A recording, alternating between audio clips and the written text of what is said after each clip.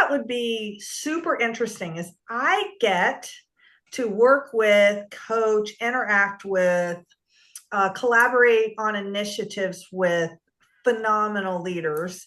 And Galen is one of them. Galen Counselman, who's here to have this conversation, this sort of casual, open conversation about this AI stuff and how he's using it, what his concerns were, all of that type of stuff. We're going to sit back and have a conversation. When I was talking to him the other day, I just thought, Galen, the conversation we were having is something people should kind of be a fly on the wall to listen to. So he's so cool. He's always open. Sure, I'll do that. That'll be great. I said, well, I'm not really going to edit it. And, I don't want fancy production because, hi, I'm Linda. I'm not Lynn Vitar. I guess you guys have seen my clone by now.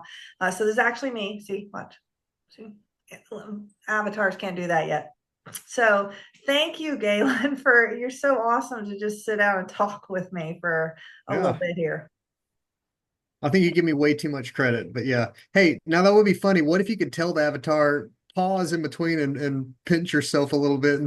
Oh, I can't. I can't do that yet. Well, I don't pay enough money. My Linvatar is free. So it's exactly the right price at this moment to be free. So well, so here's what we were talking about that I think is interesting that I wanted to pick up on is okay, so Pen Air, how big is Pen Air right now?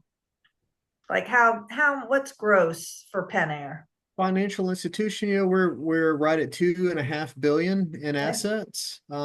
Employees close to 300, maybe a hair over 300 employees. So I would say, credit union wise, we're a mid-sized credit union.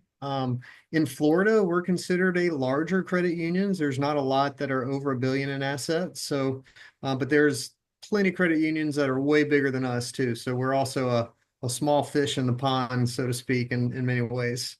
All right, so you guys are also expanding. Like one of the acquisitions you did, right? Merger acquisition was right here in Roanoke, Yep.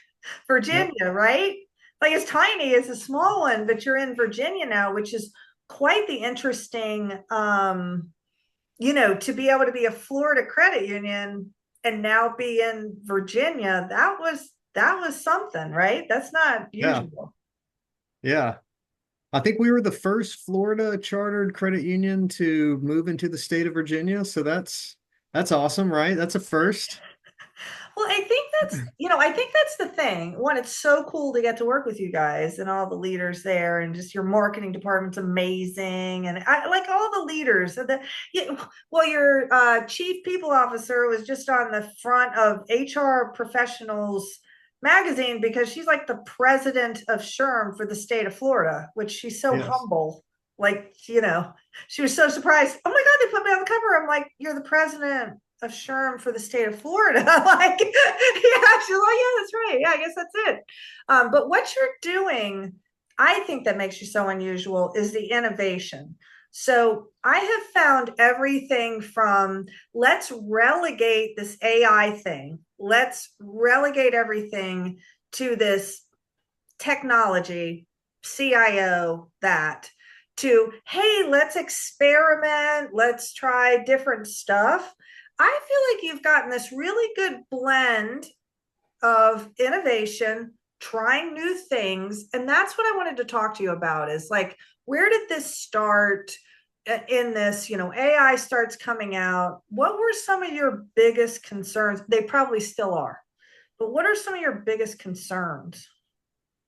So my biggest concern, I am a cyber security practitioner by heart. Okay, so I came from healthcare, grew up in Uh, HIPAA and high-tech security rules.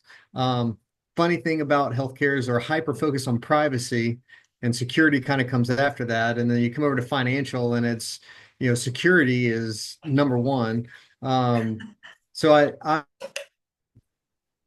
that's I don't know. I guess you'd say in healthcare is where I grew that passion and expertise around information security. And so when AI first came out, that was my first thing was I'm not gonna lie and tell you I was a little bit skeptical.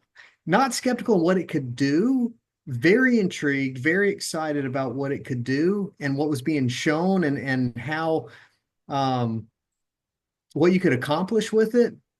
But I was skeptical in thinking, how safe is it? And everybody was like, oh, our models are safe. You don't have to worry about this. We're not going to use your data. And I was kind of skeptical. I kind of wanted to sit back and watch a little bit to make sure um, something unforeseen didn't happen. You know what I mean? So there was like I would play with it in my own personal life, but I was skeptical using it for a organization, because let's be real, it's my head on a platter. It's like it's not my This team. doesn't It's go not, well. This is going to be a problem. yeah, it's not anybody on my team. Like if we had some major breach or some major issue because we had, all of our staff had access to all the different tools out there, and somebody, God forbid, accidentally took a spreadsheet full of member information and uploaded it into one of these public free models, and we had a breach because of that. I'm the one it's my head on the platter for that. So I was very, I was skeptical from that standpoint. Um, Skeptical in what they were saying, like how secure it was, just because there was a lot of black box stuff where they're just saying, oh yeah, here's how we're using the data. But then, I mean, I guess that was probably my biggest concern from using it more widespread across the organization. It took me some time to really research that and gain a level of trust, I guess, around in particular large language models, have that trust around them. So that was my biggest concern at the get-go. Like what, 2.5 years, almost 3 years ago, when OpenAI launched the first free model. Yeah. Yeah, it's crazy. Yeah, I guess November is 3 years for ChatGPT, right? Yeah, and it nuts. It feels, in many ways, it feels like yesterday, but then in a lot of ways, it feels like we've come so far since then, right? It's like weird. It's like a weird timeline. Yeah, and it feels like this exponential thing happening too, because I'm really, I don't know if you found this, but there is so much growth so fast that it's kind of hard to keep up with, right? Like it feel it, like I'm in it, I'm studying it every day. I'm working with leaders on it. I got the strategic leader program, and I feel a little overwhelmed. I would Yeah. What was the biggest fear though that you've dealt with in your organization? What's the common, those were some of yours, but what are some of the team members' fears that you hear? Is my job safe? Mm. Hear it all. I mean, I heard it just last week. I've heard it multiple times from people, because you see it in the headlines, and there's a lot in the headlines about the disruption that AI is causing now, and nobody's job is safe, and they're seeing these. And in some ways, look, I think there is some credence to jobs are going to change, right? But also, I feel like there's also some fear mongering out there, because that's how they get clicks on things. Like they make it as dramatic as possible for people to click on it or whatever news it is, and but that takes root in people, and it's I've seen that. It's not from anything we've done in Pin Air, right? Like we've not came Oh, anywhere close, anywhere no. close to replacing somebody's job using AI at Pin Air. Nowhere close to that. But people are afraid of that because we're talking a lot about it. We are using it, and so they ask that a lot. It's like, is my job safe? Or they've asked me pointedly, like, what is your goal with AI? What do you want to do you want to replace jobs with AI? And it's like, no, I don't actually, you know. And how I answer that. So I sat back and thought about this. It's that we're working on our strategic planning right now, and I'm sitting back thinking, okay, what is our true strategy for AI?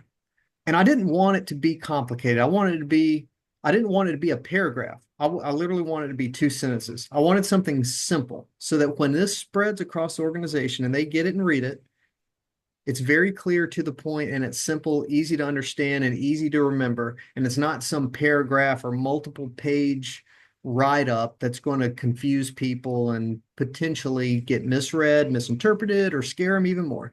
So Actually, I did use Copilot for that. I wrote up, here's everything in my brain right now of what I'm thinking. Like, here's my vision, here's the strategy. Help me condense this down to a simple, no more than 2 sentences concept that I can put in our strategic plan that this is our strategy for AI. And it's really simple. What we want to do at Pin Air is our goal in leveraging AI is to power up, empower our people, power them up, lift them up, augment their abilities past what they can do on their own, and not to replace them. So that's a key thing. What we want to do is we want to work hand in hand, side by side with this AI to power you up, level you, give you superpowers, superpower you so you can do more higher impact, higher value, member impact parts of your job and let you do more of that. And it specifically says we're not doing this to replace people. And I felt that was really important, to kind of put people at rest and say, look, don't worry about this. It's like it's okay to get in there and play and be curious and experiment with the tools that we're putting out there and giving you. And I'm encouraging a lot of that right now, and I How thought are that was real you? important to have a real simple message. Oh, I'm sorry. Yeah. I didn't mean to step on you there. No, no, no. That's so How are you doing that? Because I've noticed that philosophy that you're talking about is sort of this a little bit unique philosophy. How are you getting them to experiment? What does that experimentation? How are you rolling this out right now to get people to get excited and empowered instead of sort of led by fear? So what we're trying, I don't know if this is the best idea or not, but hey, we're jumping out there and trying things. Oh yeah. I'm big into the concept of citizen development. So that concept of reaching outside of IT and finding, here's the reality. The majority of our workforce, there is a lot of people in our workforce the majority of our workforce is a lot younger than I am, and they have grown up in this age of connectivity with phones that I didn't have. I mean, didn't have my first cell phone until I was in college. You know what I mean? Like a old style, like it wasn't even a flip phone. It was one of those Oh little yeah. bricks. You know what I mean? Bag. Hey, I I couldn't had even. my first phone was a bag phone. $1 a minute. $1 a minute. Yeah. So they've grown up tinkering and doing things and they enjoy there's a lot of people out there, not technologists, not in IT, that enjoy tinkering and scripting and doing things in this new low code environment that we have found ourselves in. And I like the concept of tapping into that. So where can you give tools and open that up to other people across the organization outside of IT so that you can spotlight and find little technologists all across your organization and lean on them to help out with stuff, either championing new things and coming up with ideas. So we had done this early on with Power Automate, the Microsoft Power Automate platform. It's their RPA platform. And the whole concept, and now with AI, we're doing the same thing. So we're giving this out to anybody that says, hey, I want to play with it. Like I'm interested, I want to play with it. And putting it in their hands because I know the way that we've inside our Microsoft tenancy, everything is locked down and secured inside our tenancy, and it's all presented to them inside their user security context. Meaning when I log into it and I start giving prompts to AI, it only has access to my teams, to my email, to my OneDrive locations that I have access to my project teams that I'm a part of. So it doesn't reach outside of that. So it's inside their user context. So for me, it's safe. It's safe for them to take that and use it and experiment with it, play with it, try things out. And what we've done is we've created a user group where we have a Microsoft Viva page for people to share prompts to propose, like maybe they're having a prompt's not quite working right, or they have a challenge and they're asking for help. Hey, do you have any idea how I could write a prompt to help me with this particular thing? So we have that out there, but then we have bi-week or every other week meetings right now. It's just a user group. It's drop in, drop out. There's no pressure. Anybody can show up to it. Anybody, you don't have to be there, but we have people, all these little citizen developers out there coming to this meeting, and they're showcasing things that they've done and Mm. different things that have worked out for them. And And how it's often are you doing that? And how long are those? right now we're doing it every other week, Mhm. and we're doing it for 1 hour at a time. Now I think I'm going to get to a point where we'll probably pull that back some, but we have it so frequent right now just to get the ball rolling, get the kind of get the excitement happening, you know. And it's working, and there's a lot of good engagement in there. And some of them have been like, hey, I'm trying to do this. Like one was like, I'm trying to process some of my branch data Mhm. and I'm struggling to do it inside Excel. And how would I do that inside Copilot? And so we spent 15, 20 minutes of that 1 hour, and we shared a screen and we plop it in there and we start making prompts in front of everybody, so everybody can chime in and give input and all of that, so I think it's been very, very fun, I guess you'd say. Good experiment. I have several questions. I think on what you said and what I think it's very cool. Number one, I think it's very unusual. I do not hear what you're talking about being as structured, intentional. I would say intentional. The word is Yeah. intentional as you are at get it in their hands. Let's capture some best practices, but let's create a community that's going to support each other, which I think is cool. Are you finding the same thing I'm finding is that a lot of times when you're talking about all this stuff, you're using words and then people don't understand anything you're talking about. And then, but when you pull up that screen and you say, let's demo it and let's work at it, that's when all the light bulbs come off Yes. when they can see it. And Yeah. you're like, whoa, I've never seen anything like it before. Yeah. Absolutely. You got to get your hands on it, you know? And I think you Yeah. and I have talked about this. The biggest hurdle, roadblock, challenge I've seen with people and adopting, let's just say right now, the general generative AI use. So in our organization right now, I mentioned Copilot. So when you open that up and you're just sitting there and you got a blank cursor, and Mhm. it tells you, hey, I can do this. It has all these sample prompts and all this junk, but nobody wants to click on that. And they sit there and stare at it. It's like, "Hey, what do I do? What do I ask?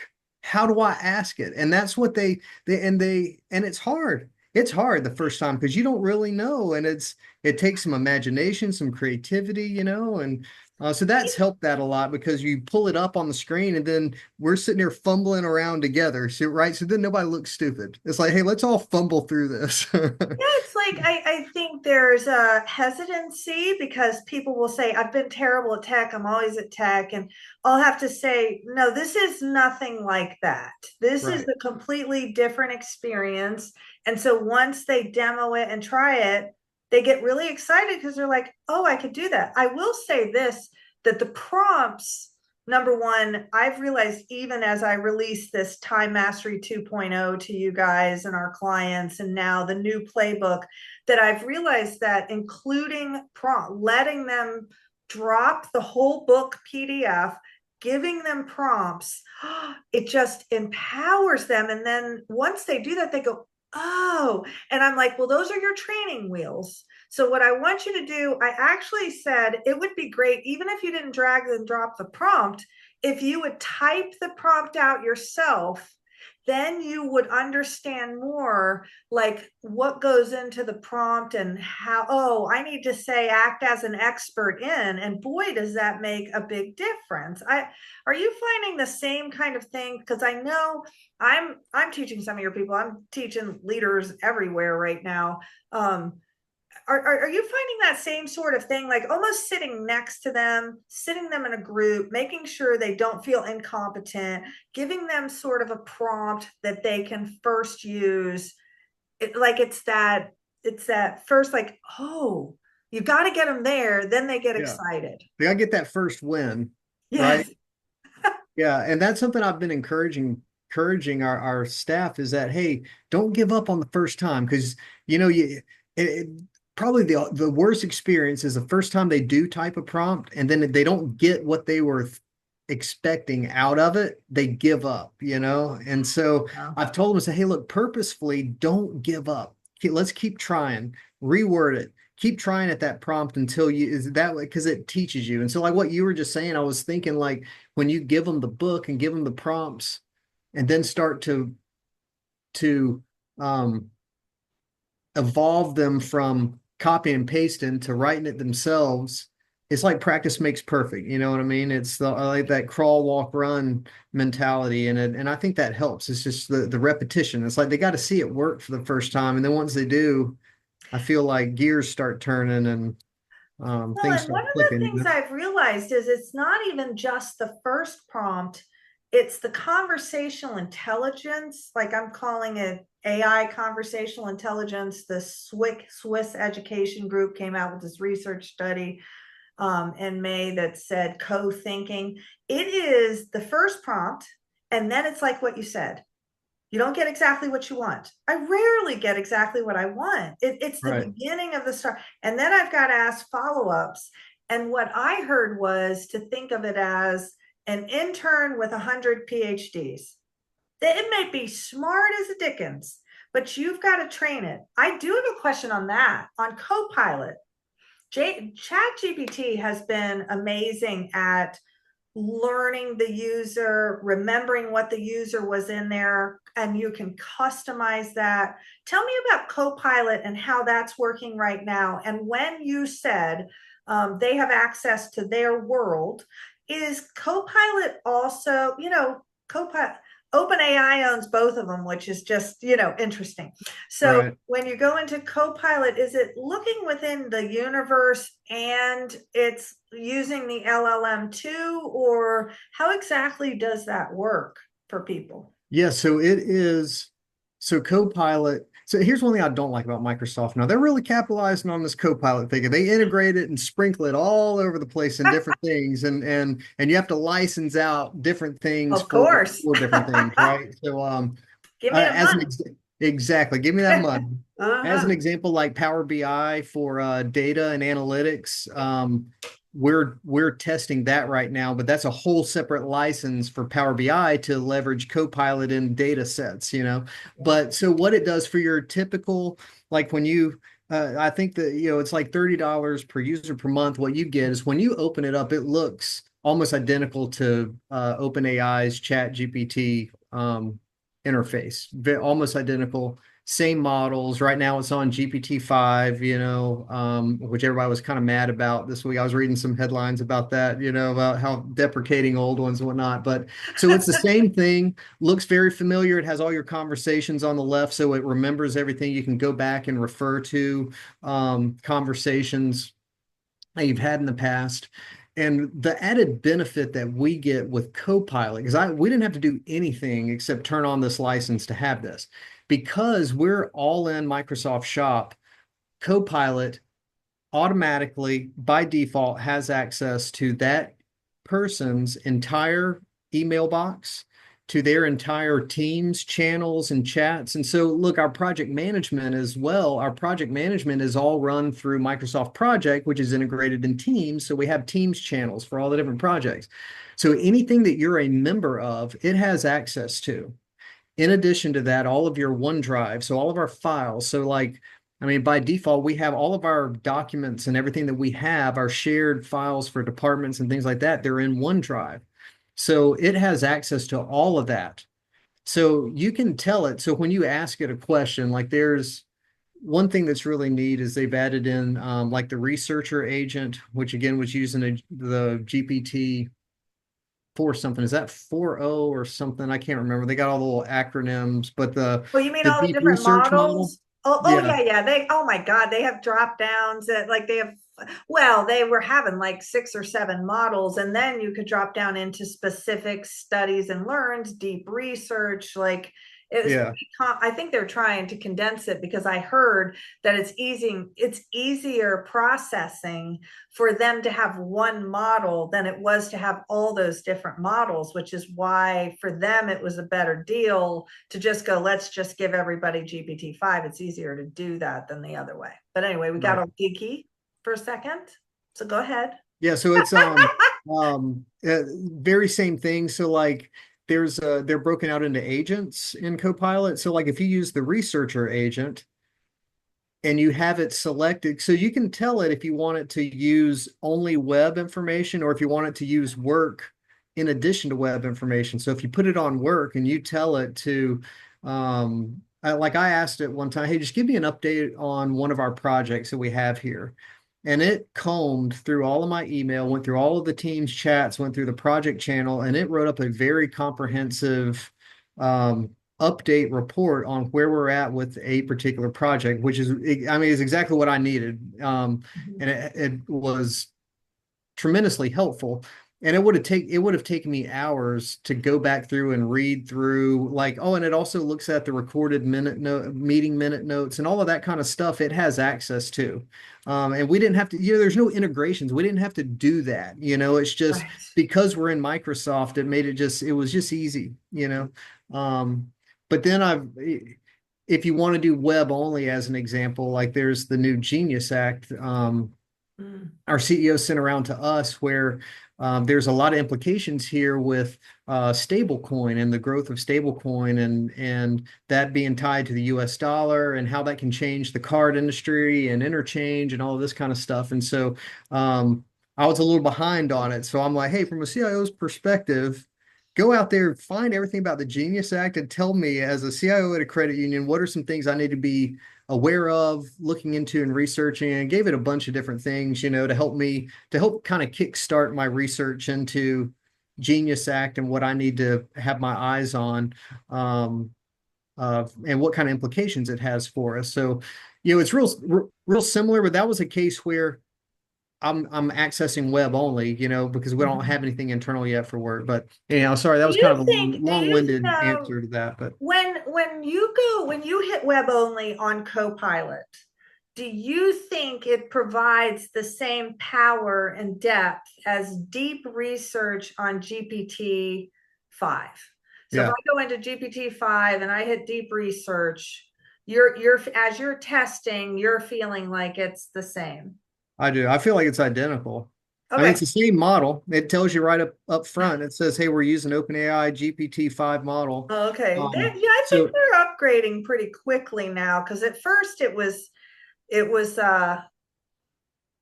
had a long way to go. There was yeah, no comparison between using ChatGPT and Copilot. Like it was almost frustrating because you're going, OpenAI owns both of them. What the living heck is happening? Like, but I right. think here's my question.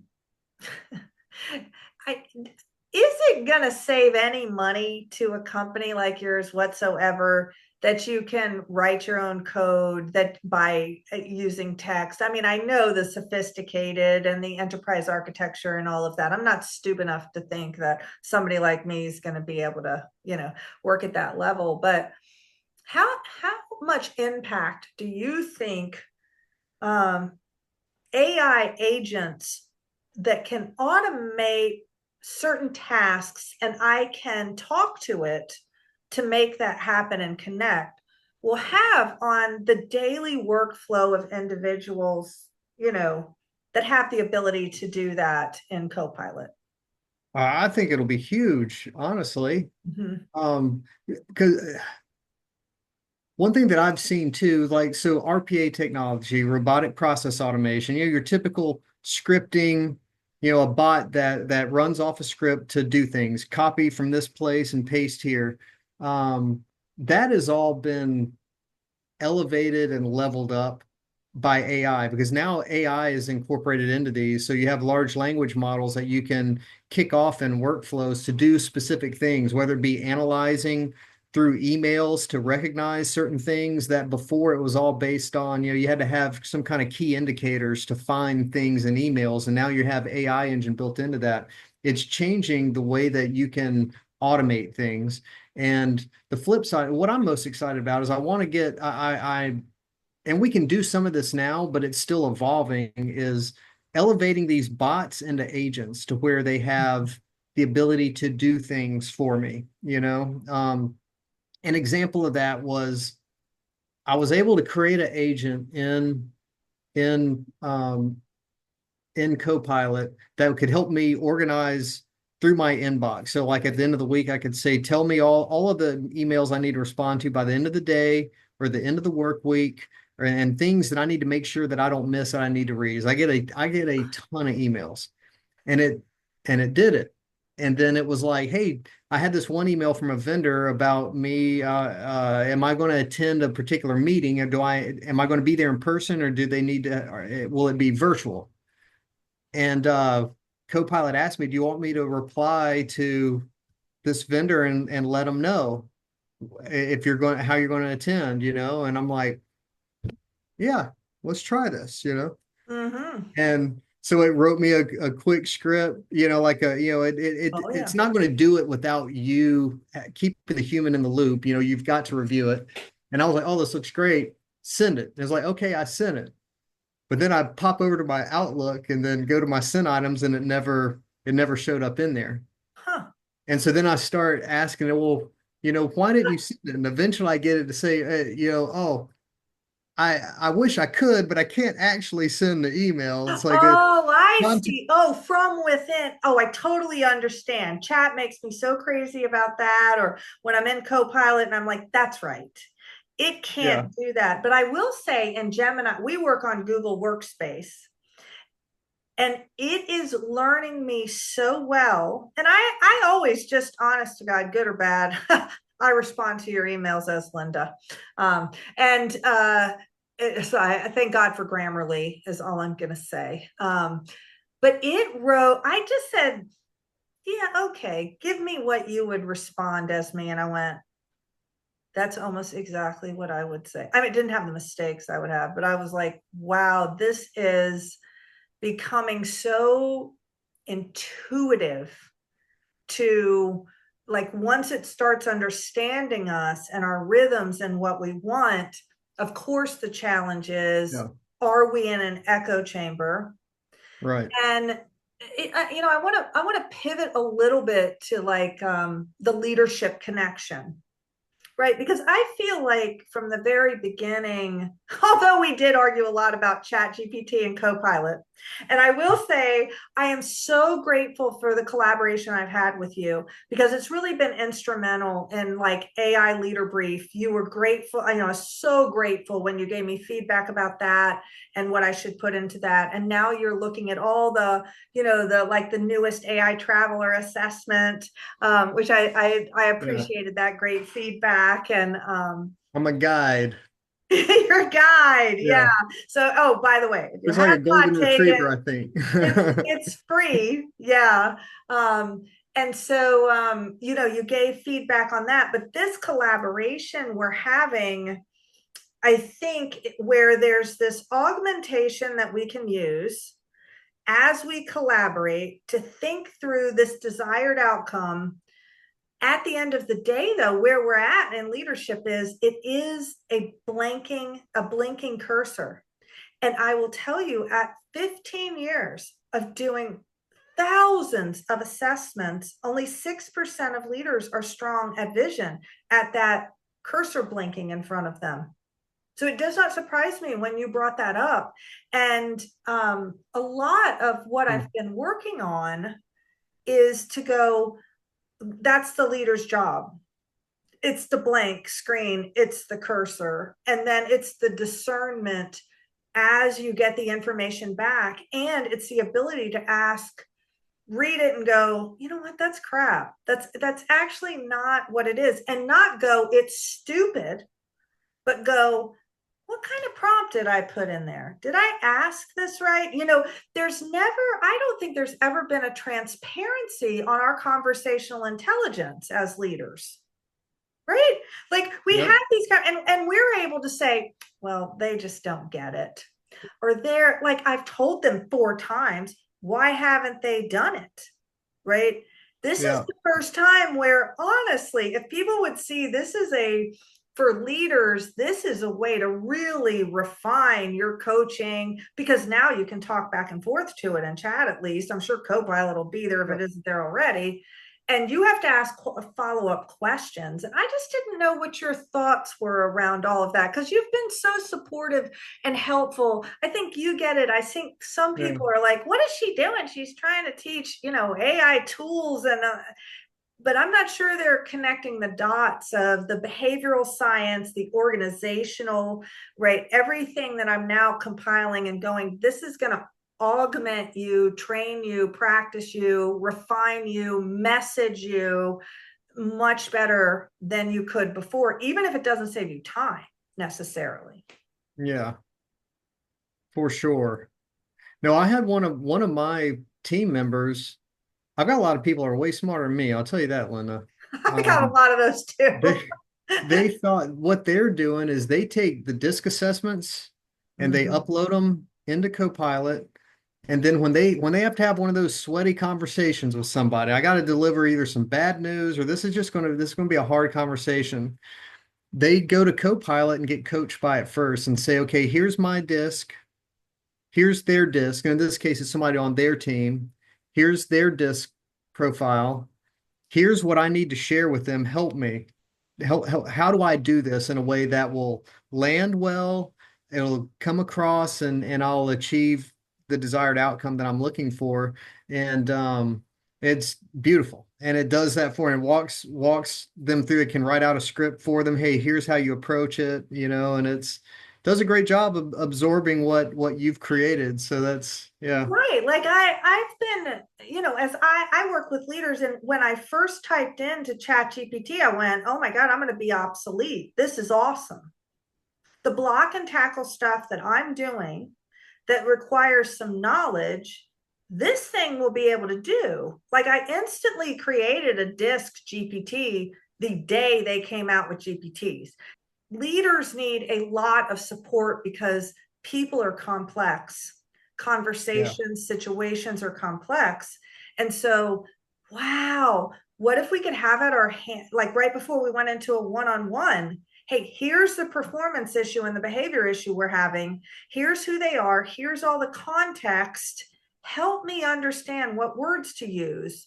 I guess it didn't threaten me. I think it's threatening some people and freaking them out in this business, but it didn't threaten me at all. I was like, yay, I get to work on, more complex things, harder problems. I get to sit at the table and now talk about this forward. And I just didn't know like what your experience has been, when we're having conversations and the kind of stuff we've been working on over the last year.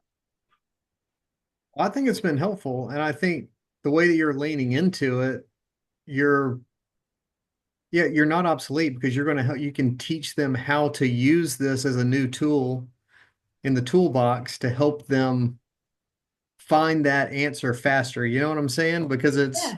you know, whereas before, okay, what am I going to do? I'm going to take both this and I've got to read through both of them and I got to look at their, motivators and energizers and those things and how to communicate, how not to communicate. And then it's on me to just magically come up with how do I translate what I've got to say into um, a format that their disk is telling me. So I mean, you're teaching them how to use these tools to take what you've already created to help them do that. So Yeah, so that like when we have conversations, we're having conversations about their highly complex issues. So it's yeah, like I have this theory that live, actually really live, a year or two from now, where you're walking in the room, they're scanning you for any devices, you're leaving them at the door, and you're actually having a private, personal conversation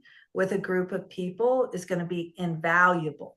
right. Invaluable because it's so easy to record everything now, and then snip it out and creating out, linvatars and those type of things are going to be so easy. Or from the fraudsters, it's got to be terrifying to you from a financial institution, you already had all these problems with, like, you had to keep all the doors shut and everybody's trying to get into every financial, from an IT standpoint, like the Right. hackers. This voice thing has to be very concerning, where they can grab somebody's voice and sound exactly like the person. Hey, grandma, can you send me over $50? Or can you send me they always start, Right. they're smarter anymore. They ask for what would be reasonable, so they don't alert the person. What are Yeah. you seeing? What are your biggest concerns moving forward from a security standpoint with the clones, Oh, the it's just audio like, how do you clones? combat it? That's the thing. It's like, yeah, the deep fake aspect of that, both video and voice on that it's definitely scary. And it's only going to get better as time goes on. Like right now, I think video, you can spot it. You can train yourself and start to spot when things are AI generated, but it's only going to get better from here because it's already hard to spot it, right? The voice is very difficult. Um, to me, I know that they've got some ideas on how to spot audio generated um like deep fake stuff, but it's like there's enough questions for me right now. It totally, there was a big push for a while to use voice profiles to authenticate members when they call in on the phone, and that's like gone. Like no way are we going to do that. There's no way, That's going to 'cause be quite the problem.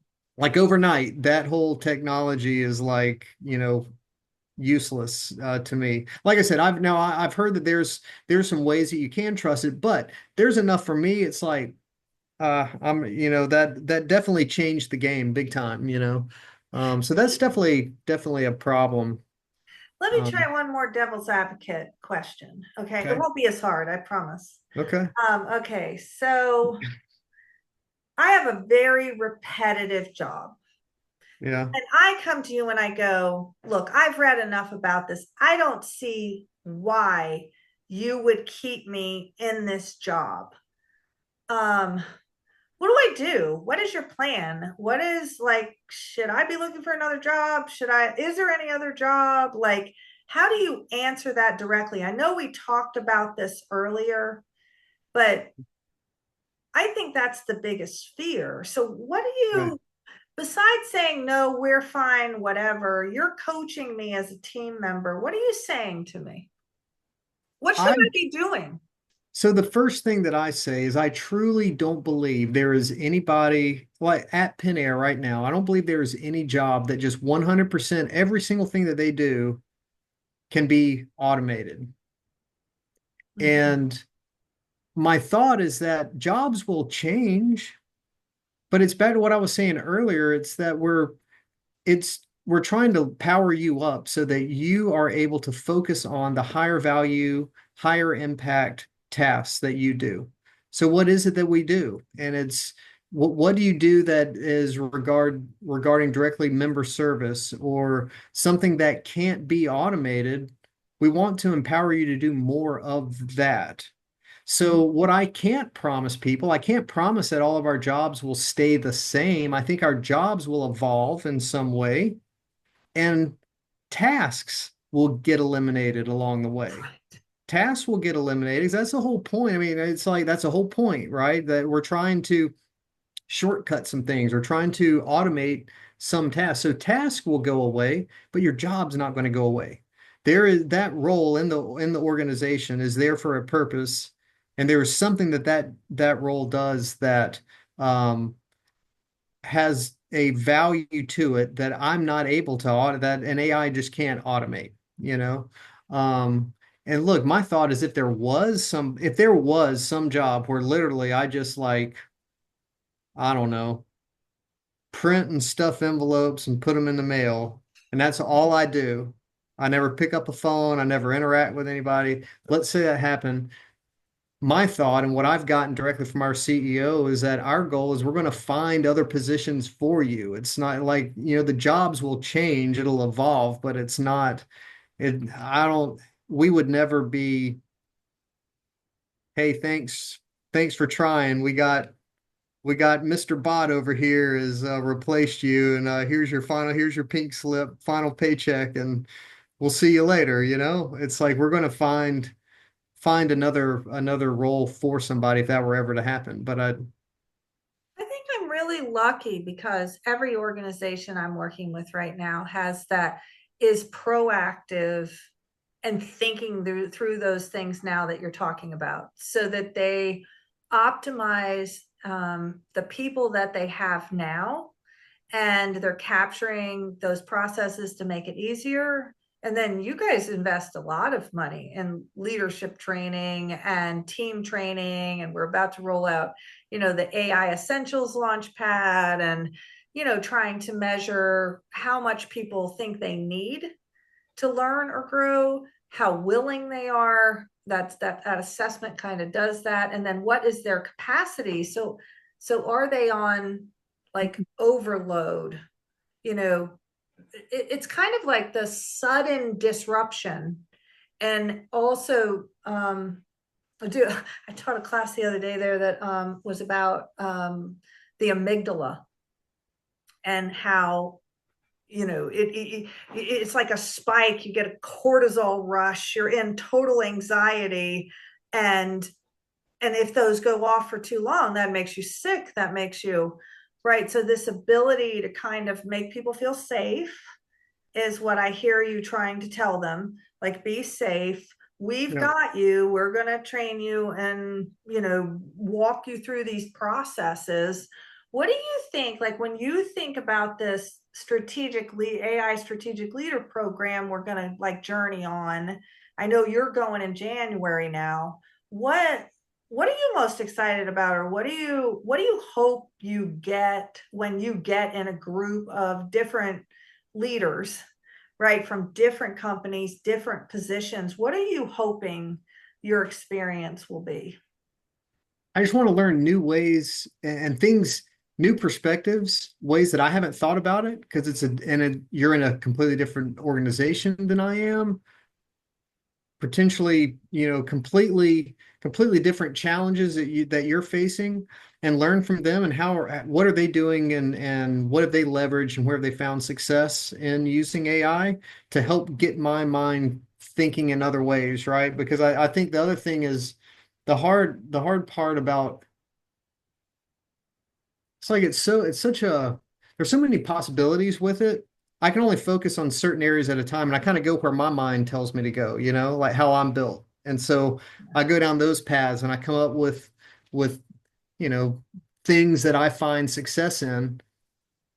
But when I can't think of all of it, you know what I'm saying? Because I'm not in their world, I'm not in your world, I'm not in this other person's world. And so I like when I come together, being able to network with other folks to learn from them, like what have they done, because that can help get me out of my mindset, you know what I mean, and kind of set off new light bulbs and new ways of thinking about things, and helps me bring that back to Pen Air as an example, and can say, hey, how can I apply that here, so Mhm. that's probably what I'm most excited about, finding new ways, new things that I've not thought about, and having my eyes opened up to it.